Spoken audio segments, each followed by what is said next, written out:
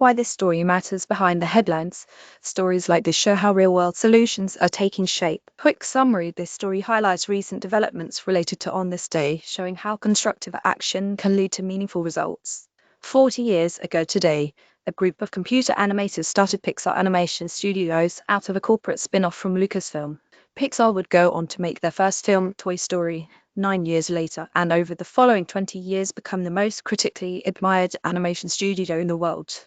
After being turned down 45 times by 36 venture capitalists, George Lucas eventually found the financial backing for Pixar and Steve Jobs, who had recently been edged out to Apple. With films like Finding Nemo, The Incredibles, Monsters, Inc. and Up, Pixar ruled the early 2000s animation space and has picked up 23 Academy Awards.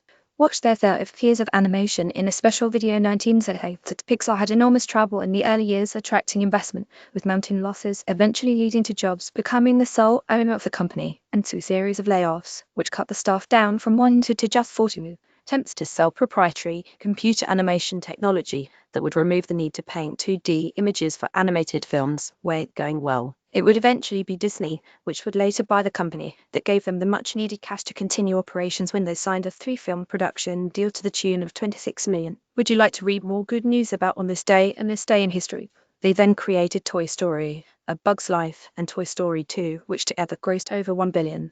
Pixar's remarkably consistent success has seen them never receive less than an A review from CinemaScore, pocket the aforementioned 23 Academy Awards, and surpass in overall quality the animated offerings of their parent company, Disney, over the same period. More good news on this date. Norman Rockwell, the iconic American illustrator, was born with 1894. History's first embryo transfer from one woman to another resulted in a live birth at Harbor UCLA Medical Center thanks to Dr. John Buster and his research team. 1938, her Mother Teresa was visited in her home for the sick and dying in Calcutta by the Pope, who helped feed the patients, who called it the happiest day of my life. 1930, the retired Air Force Cole Eileen Collins became the first woman astronaut to pilot a space shuttle when the NASA Discovery Shuttle blasted off. 1930, or the term open source to define free software with code structure open to the public, such as Firefox, Android, and Linux, was invented by Kristen Peterson of the Foresight Institute at a strategy session held in Palo Alto,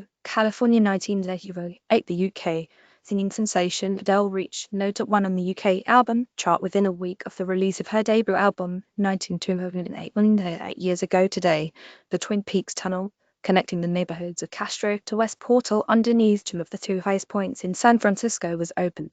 When service began, it was the world's longest underground automobile tunnel at 11,920 feet, 3,630 meters. It cost around $1 million in today's money, and boring was completed 3 months ahead of schedule. The West Portal entrance to the Twin Peaks Tunnel in 1963 in public domain. The Twin Peaks of San Francisco prevented enormous potential urban expansion because of their size and the lack of available transportation into the city. A tunnel was proposed that would open up new areas for development equal to around a quarter of the total size of the city at that time.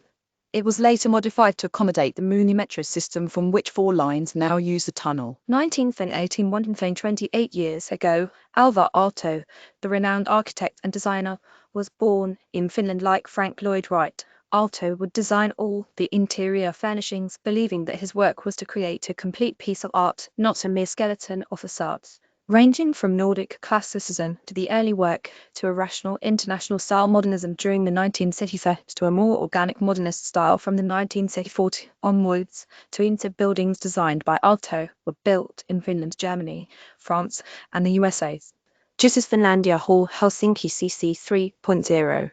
By SA first establishing his studios in Juskal, he initially began work in a movement toward national romanticism, but rapidly through a period focused on functionalism when he designed a famous library in Viborg and moved to a more modern look, which nevertheless incorporated elements of national heritage such as raw birch woods.